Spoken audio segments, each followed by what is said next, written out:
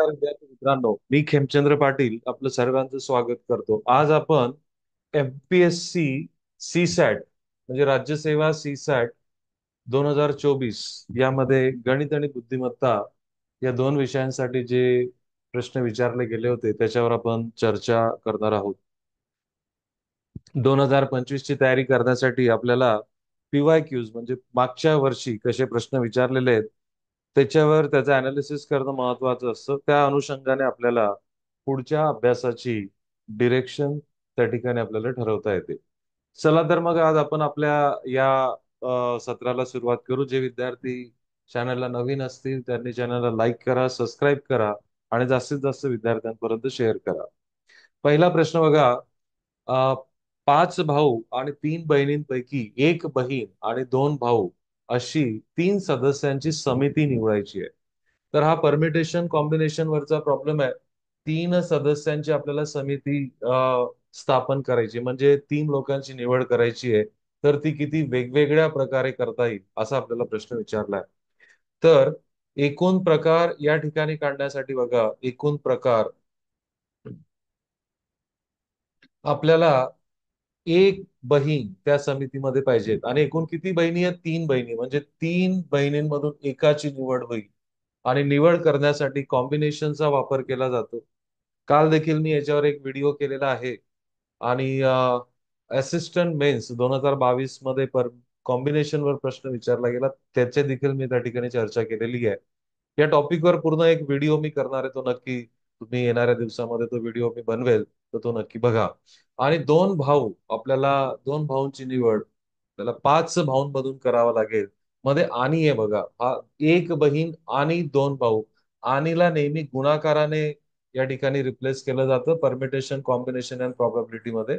5 भाऊंमधून 2 भाऊ आपल्याला निवडायचे आहेत. आणि हे दोघं स्टँडर्ड फॉर्म आहेत. ओके, म्हणजे स्टँडर्ड फॉर्म म्हणजे कसं बघा, NC1 म्हणजे N व्यक्ती आहेत आणि त्याच्यामधून एक जर निवड करायची असेल तर ती N वेगवेगळ्या प्रकारे करता येते.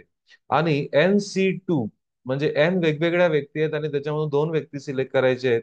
तर याचं सूत्रामध्ये टाकल्यानंतर शेवटचं रूप आपल्याला असं मिळतं, N (N-1) चला मग 3C1 म्हणजे किती? 3च होतील. इथं 5C2 म्हणजे 5 × 4 भागिला 2, सो 5 × 20 भागिला 2 किती झाले? 10. सो 3 × 10, तर तुमचं उत्तर किती येणार आहे? 30. सो 30 वेगवेगळ्या प्रकारे ही समिती आपल्याला स्थापन करता येणार आहे. तुमचं उत्तर आहे पर्याय क्रमांक 1.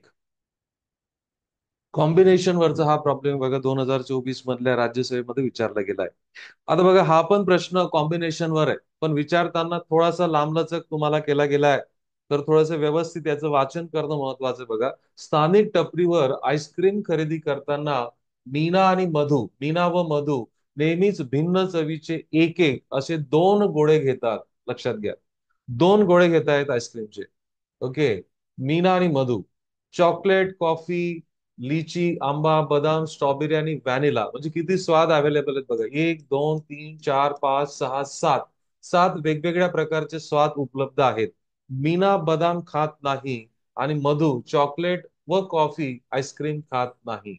ओके, मधूला उपलब्ध असलेल्या जोड्यांच्या तुलनेत मीनाला निवडीला उपलब्ध असलेल्या अधिक जोड्या दाखवणारी संख्या त्या ठिकाणी निवडा. बघा, प्रश्न खूप सुंदर आहे. आता पहिल्यांदा मीनासाठी आपल्याला किती वेगवेगळ्या प्रकारे मीना 2 गोळे त्या ठिकाणी निवडू शकते ते बघू.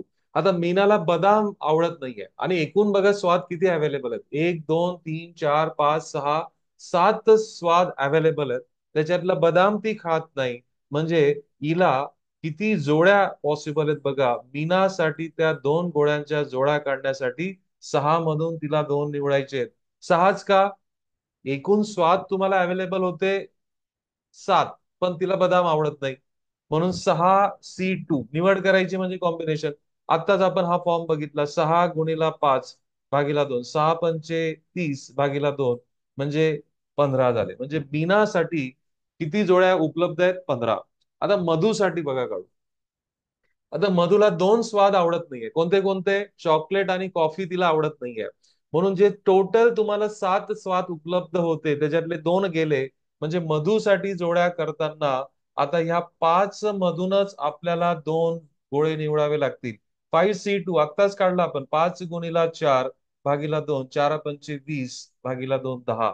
म्हणजे मीनासाठी आहेत 15 जोड्या उपलब्ध आणि मधूसाठी आहे 10. तर मीनाला निवडीच्या अधिक जोड्या किती उपलब्ध आहेत? 5 जोड्या उपलब्ध आहेत. तुमचं उत्तर पर्याय क्रमांक 2 येणार आहे. बघा, कॉम्बिनेशनचे कन्सेप्ट जर तुम्ही शिकलेले असाल तर हा लांबलचक वाटणारा प्रॉब्लेम देखील फारच थोडे विद्यार्थी हे करणार आहेत. बघा, मी काल पण बोललो होतो की हा प्रॉब्लेम ह्या टॉपिकवर फार कमी काम विद्यार्थ्यांकडनं होतं आणि म्हणून याच्यावर थोडंसं विशेष लक्ष देणं महत्वाचं आहे. पुढचा प्रश्न बघा, पुन्हा परमिटेशन. हा परमिटेशन वर होता. मागचा दोघं प्रश्न हे कॉम्बिनेशन वर होते. हा परमिटेशन वर आहे. बघा इथं काय म्हणतोय बघा, 3 4 7 8 9 म्हणजे 5 अंक आहेत. 5 अंक यांच्या साह्याने कोणत्याही अंकाची पुनरावृत्ती न होऊ देता, रिपिटेशन नॉट अलाउड, त्याला म्हणतात रिपिटेशन नॉट अलाउड, पुनरावृत्ती होऊ द्यायची नाहीये. आपल्याला 2 अंकी संख्या निवडायची. किती 2 अंकी संख्या निवडता येईल? आता बघा, 2 अंकी संख्या निवडण्यासाठी तुम्हाला 2 जागा भराव्या लागतील. एक एक दशक स्थान आणि एकक स्थान. आता मला सांगा, ही दशक स्थानाची जागा भरण्यासाठी माझ्याकडे 5 अंक अवेलेबल आहे. म्हणजे मी हे 5 वेगवेगळ्या मार्गाने भरू शकतो. ओके. आता बघा, या ठिकाणी जो अंक तुम्ही भराल, एका वेळेस एकच अंक भरला जाईल. ज्या सपोज मी या ठिकाणी 7 भरला, तर 7 आता मला पुढे वापरता येणार नाही. तर आता शेवटचा एकक स्थानचा अंक भरण्यासाठी माझ्याकडे किती मार्ग असतील? 4 मार्ग असतील. सो हा एकक स्थानचा अंक 4 मार्गाने भरला जाईल. दोघांचा गुणाकार होईल. 4 पंचे 20 संख्या तयार होतील, जो तुमचा पर्याय क्रमांक 4. तर बघा, हे प्रश्नांचा क्रम वेगवेगळा होता, परंतु मी त्यांना एकत्र करून एवढ्यासाठी घेतले की हे सारख्या परमिटेशन आणि कॉम्बिनेशन या टॉपिकवर हे प्रश्न विचारले गेले होते. ओके. पुढचा प्रश्न बघा. हा पुढचा प्रश्न अंकगणितीय, येस, अरिथमेटिक प्रोग्रेशन वरचा आहे, जो तुम्ही 10वी मध्ये केलाय बघा. बांधकामाच्या भोवतालच्या मलब्याच्या सफाई संबंधी करारात ठरलेल्या दिवसात काम पुरे झाले नाही तर विशिष्ट दंडाची तरतूद पुढील प्रमाणे केली आहे.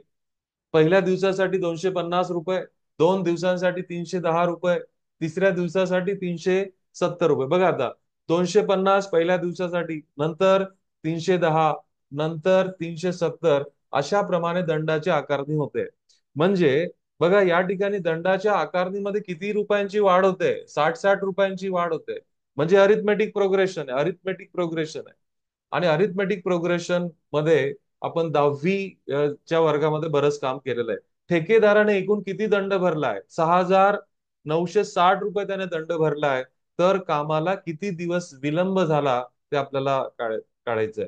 आता बघा, SN असा एक फॉर्म्युला तुम्ही 10व्या वर्गात शिकलेत, नक्की शिकलेत. तर हा फॉर्म्युला काय मी तुम्हाला समजून सांगतो बघा. या ठिकाणी एन म्हणजे काय? त्या पदांची संख्या. आता या ठिकाणी बघा, पद कसे येणार आहेत? आपले पद म्हणजे 250, नंतर 310, नंतर 370, ही दंडाची रक्कम म्हणजे पद. आता एकूण पद किती आहेत आपल्याला माहिती नाही, पण ह्या सर्व पदांची बेरीज 6,960 दिली आहे. एकूण किती पद आहेत आपल्याला माहिती नाही. ए म्हणजे काय असतं बघा, या शृंखलेतलं पहिलं पद जे 250 आहे. सो 250 गुणिला 2 किती झाले? 500. प्लस एन किती आहे माहिती नाही, वजा 1. डी म्हणजे काय असतो? यांच्यामधला सामायिक फरक, कितीची वाढ होते? 60ची वाढ होते. ओके. आता हा 2 इकडे गुणाकार करून टाका. 0, 6 दुने 12, हातच्याला 1, 9 दुने 18 आणि 1 19. सो 13,920 बरोबर एन कंसामध्ये 500 अधिक 60 n वजा 60. आता बघा, हे समीकरण सॉल्व्ह करणं थोडंसं दिव्य आहे. हे समीकरण सॉल्व्ह करणं थोडंसं दिव्य आहे. इथं जर तुम्ही 500 मधून हे 60 वजा करून टाकलं तर तुम्हाला 440 इथे भेटतील, अधिक 60 n. आता आपल्याला हे समीकरण या ठिकाणी मिळालंय. तर आपल्याला हे समीकरण जर तुम्ही पूर्ण सॉल्व्ह केलं तर एक वर्ग समीकरण मिळेल. परंतु मी तसं न करता पर्यायांची मदत घेऊन आपण एक एक पर्यायाची किंमत आपण त्याच्यामध्ये टाकून बघू. ज्या पर्यायामुळे तुमची उजवी बाजू आणि डावी बाजू समान होऊन जाईल, तो पर्याय आपला उत्तराचा पर्याय असणार आहे. ओके. आता बघा, या ठिकाणी हे इक्वेशन आलंय. ओके. तर मी या ठिकाणी स्क्रीन वापरून आपण हे इक्वेशन आपल्याला भेटलं. 13,920 बरोबर एन कंसामध्ये 440 अधिक 60 n असं आपल्याला इक्वेशन भेटलंय. तुमचा चौथा पर्याय बघा, पर्याय क्रमांक चौथा 13 आहे. मग आपण याच्यामध्ये 13 टाकून बघू. 13 जर टाकलं, हे 13,920 बरोबर. इथं 13 कंसामध्ये 440 गुणिला सॉरी अधिक 13 गुणिला 760 म्हणजे किती होतील? 13 78 780 हे झाले. चला आता 13 यांची बेरीज करून घ्या. 0 8 आणि 4 12 चला एक पुन्हा 12 यांचा गुणाकार करा. 13 गुणिला जर 12 आता 1220 जर केलं तर 0 13 दुने 26. आता इथं 2 आहे, इथं 6 आला म्हणजे 13 हा काम करणार नाही. ओके, सो 13 पर्याय काम करणार नाही. तर पुन्हा आता बघा 13,920 बरोबर हे इक्वेशन आपल्याला भेटलं होतं एन कंसामध्ये 440 अधिक 60 एन. ओके, आता आपण तुमचा पर्याय क्रमांक तिसरा जो दिलाय तो 12 दिलाय, तर यांची किंमत 12 टाकू आपण इथं. 12 जर तुम्ही टाकली, बघा हे करणं तेवढं तुमचं जर समजा संख्यांवर थोडंसं चांगलं काम झालं असेल तरी तेवढं सोपं आहे, तेवढं लांबलचक नाहीये. 12 72 म्हणजे हे 720 झाले. ओके, सो एन कंसामध्ये यांची बेरीज करून टाका. हे 1160 होणार आहे. हा एन म्हणजे 12, 1160. चला गुणाकार करू. हा 0 12 72 हच्च्याला 7 12 एक 12 आणि 7 19 हच्च्याला एक 12 एक 12 आणि एक 13. 13,920 इकडं पण 13,920 आहे. म्हणजे तुमचं उत्तराचा पर्याय काय असला पाहिजे? उत्तराचा पर्याय पर्याय क्रमांक 3 असला पाहिजे. आय होप तुम्हाला हा प्रश्न समजलाय. येस, थोडा लांबलचक होता. मागच्या प्रश्नांमध्ये आपण काही वेळ वाचवला आहे ना, आणि तो वाचवलेला वेळ आपण इथं देऊ शकतो. पुढचा प्रश्न बघा, संक्षिप्त रूप देण्यावरचा आहे. माझा नेहमी आग्रह विद्यार्थ्यांकडून राहिला की तुमचे वर्ग घन पाठ असले पाहिजे. आता इथं थोडासा तुम्हाला अजून अडचणी टाकण्याचा प्रयत्न केला गेलाय. आता हा 147 पूर्ण वर्ग संख्या नाहीये, 192 पण पूर्ण वर्ग संख्या नाहीये, 75 पण पूर्ण वर्ग संख्या नाहीये. पण मी नक्कीच त्यांना अशा गुणाकाराच्या स्वरूपात मांडू शकतो की ज्याच्यामध्ये एक संख्या ही पूर्ण वर्ग असायला पाहिजे. 49 गुणिला 3 केलं तर 147 येतात प्लस. ओके, 3/8. ओके, वर्गमुळात 64 गुणिला जर 3 तुम्ही केलं तर 192 येतात. वजा 1/5 25 त्रिक 75. आता जे वर्ग आहेत त्यांना बाहेर काढून देऊ. 4/7 गुणिला 7 वर्गमुळात 3 अधिक 3/8 गुणिला 8 वर्गमुळात 3 वजा 1/5 गुणिला 5 वर्गमुळात 3. कॅन्सल करून टाका. अंशातल्या आणि छेदातल्या संख्या कॅन्सल होत आहेत म्हणजे 4 वर्गमुळात 3 अधिक 3 वर्गमुळात 3 वजा वर्गमुळात 3. सो 4 आणि 3 किती झाले तुमचे? 7. 7 वजा याचा कोइफिशियंट 1 आहे म्हणजे 6 वर्गमुळात 3 तुमचं शेवटचं उत्तर यायला पाहिजे, जो तुमचा पर्याय क्रमांक 4 आहे. राज्यसभेमध्ये विचारलेला हा प्रश्न विद्यार्थी मित्रांनो, वर्ग माहित नसतील तर तुम्हाला दिलेली संख्या ही अशा गुणाकाराच्या स्वरूपात मांडायची की ज्याच्यामध्ये एक तरी संख्या ही पूर्ण वर्ग संख्या असली पाहिजे. पुढचा प्रश्न बघा, हा मॅथमॅटिकल ऑपरेशन वरचा आहे, गणितीय प्रक्रिया आहे. म्हणजे आपल्याला हे जे इक्वेशन दिलेलं आहे ते इक्वेशन जसंच तसं सोडवायचं नाहीये. यामध्ये आपल्याला जे चिन्ह दिलेले आहे, दिलेल्या सूचनेप्रमाणे त्यांचा बदल करायचा आहे आणि मग बोर्डमासचा नियम वापरून आपल्याला उत्तर काढायचं आहे. आता बघा याच्यामध्ये 25 गुणाकाराला काय म्हटलं जाते बघा, सूचनेप्रमाणे काय म्हटलं जाते बघा. गुणाकार म्हणजे भागाकार. सो गुणाकाराला भागाकाराने रिप्लेस करू. भागाकार म्हणजे काय म्हटलं जातं? भागाकार म्हणजे बेरीज. ओके, वजाबाकीला काय म्हटलं जाते? वजाबाकी म्हणजे गुणाकार आणि बेरीज म्हणजे वजाबाकी. आता बोर्डमास्टर रूल वापरा, बोर्डमास्टर रूल वापरा. सो 25 भागीला 5 म्हणजे 5 अधिक 7 चौक 28 वजा 9. ओके, 5 आणि 25 किती? 28 किती झाले? 33. 33 वजा 9 म्हणजे तुमचं उत्तर हे 24 यायला पाहिजे, जो तुमचा पर्याय क्रमांक 2 आहे. म्हणजे आता हे लक्षात घ्या बघा, जो आपण अरिथमेटिक प्रोग्रेशन वरचा जो प्रश्न सॉल्व्ह केला होता तिथं थोडासा तुम्हाला जास्त वेळ लागला, तर तिथं लागू द्या तेवढा वेळ, त्याला गरजेचा आहे. अशा प्रकारच्या प्रश्नांमध्ये तुम्ही वेळ नक्की वाचवू शकता. ओके, चला पुढचा प्रश्न आपल्या समोर आहे, जो तुमचा चक्रवाढ व्याज आणि सरळ व्याजावरचा आहे. आता हा प्रामुख्याने चक्रवाढ व्याजावरचा आहे, प्रामुख्याने चक्रवाढ व्याजावरचा आहे. आणि हा 10% जो व्याजाचा दर दिलाय तो खूप फ्रेंडली आहे. एका रकमेवर दसादसे 10% दराने किती 2 वर्षाचे चक्रवाढ व्याज 945 होते, तर मुद्दलाची रक्कम किती? आता बघा, जर मी मुद्दलाची रक्कम बघा, मी मुद्दल जर 100 रुपये जर घेतलं तर पहिल्या वर्षासाठी 10% म्हणजे 10 रुपये लागतील, तर ती 110 रुपये होईल. आणि 110 रुपयावर पुन्हा 10% जर तुम्ही काढलं तर 11 म्हणजे ही रक्कम 121 होते. ही रक्कम किती होते? 121 रुपये होते. याच्यावर 10% तुम्ही जर काढलं तर 11. ओके, तर 121 त्या ठिकाणी झाली. म्हणजे याचाच अर्थ असा की आपल्याला 100 रुपये मुद्दलासाठी किती रुपये व्याज द्यावं लागलं? ओके, चक्रवाढ व्याज. मुद्दल ज्या वेळेस माझं 100 रुपये असतं, त्यावेळेस मला चक्रवाढ व्याज हे 21 रुपये मला द्यावं लागतं. तर आता मला 945 रुपये व्याज द्यावं लागलंय, तर मुद्दलाची रक्कम किती असेल? आपण क्रॉस मल्टिप्लाय करू. प्रत्येक ठिकाणी फॉर्म्युला वापरायलाच पाहिजे असं काही गरजेचं नाहीये. सो मुद्दलाची रक्कम बरोबर 945 गुणिला 100 भागीला 21. 21चा पाडा पाठ असला पाहिजे. 21 एके 21, 21 चौक 84. खाली उरले 10, वरून घेतला 5. 21 पाचा पाचोस आहे. 45 गुणिला 100 म्हणजे 4500. मुद्दलाची रक्कम 4500 यायला पाहिजे. पर्याय क्रमांक 3. लक्षात घ्या, प्रश्न जागा किती कमी लागते प्रश्न सॉल्व्ह करण्यासाठी, वेळ देखील कमी लागतोय. योग्य मार्गदर्शन घेऊन जर तुम्ही सराव करत राहिले विद्यार्थी मित्रांनो, तर ह्या सीसॅट मधले हे 15-20 प्रश्न तुम्ही सहज करू शकतात. पुढचा प्रश्न बघा, हा अॅनॉलॉजीवरचा आहे, ज्याला आपण समान संबंध म्हणतात. साधर्म्य असलेला शब्द निवडा. चंद्रपूर, धुळे, गोंदिया, जळगाव. आता थोडस तुमचं लक्षात जर आलं असेल बघा, अल्टरनेट जर तुम्ही घेतलं तर चंद्रपूर, गोंदिया हे आणि धुळे, जळगाव. धुळे आणि जळगाव हे खानदेशातले जिल्हे आहेत. नंतर चंद्रपूर आणि गोंदिया हे जर विदर्भामध्ये जात आहेत, म्हणजे आता नंतर येणारा, गोंदिया नंतर अल्टरनेट येणारा हा विदर्भामधला जिल्हा किंवा तालुका असला पाहिजे. तर नंदुरबार हा पुन्हा खानदेशात आहे, भुसावळ पुन्हा खानदेशात आहे, नाशिक पण नाही येणार उत्तर, तुमचं नागपूर येणार आहे. तो सोपा प्रश्न होता, काही सेकंदाचा तुम्हाला या ठिकाणी अवधी लागणार होता. म्हणजे नक्की बघा, काही प्रश्न असे असतात की जे तुमचे 2-3 सेकंदात होत आहेत, पण काही प्रश्न तुम्हाला 1-1.5 मिनिटाचा वेळ लागू शकतो. तर अशा प्रकारे वेळेचं बॅलन्सिंग तुम्हाला करता यायला पाहिजे. हा पण प्रश्न सोपा आहे, नॉन व्हर्बल रिझनिंग वरचा आहे. नॉन व्हर्बल रिझनिंग म्हणजे आकृत्यांवरचे प्रश्न सॉल्व्ह करताना इलिमिनेशन पद्धतीचा वापर करणं सर्वात जास्त सोयीचं असेल बघा.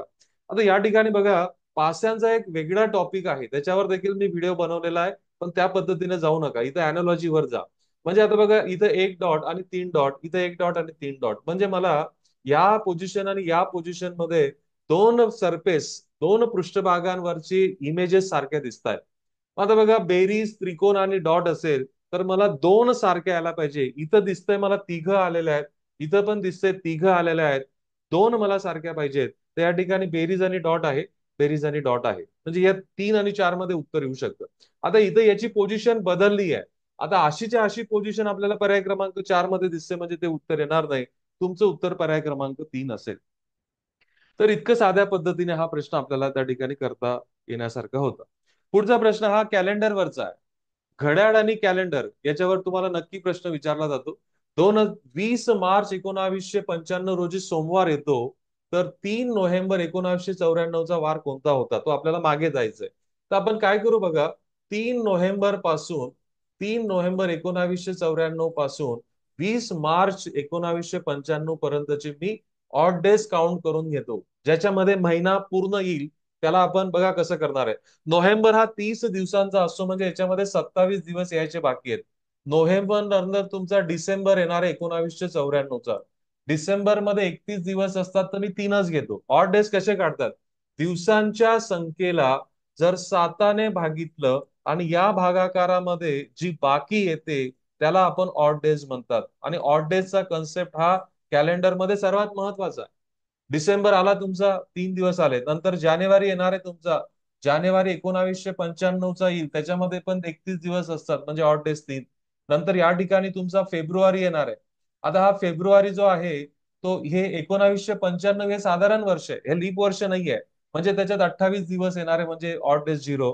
20 मार्च मध्ये 6 ऑड डेज घ्या, कारण 20ला जर तुम्ही 7ने भागितलं तर बाकी 6 उरणार आहे. चला करून घ्या बेरीज. 20, 27 अधिक 30, 30 आणि 3 33.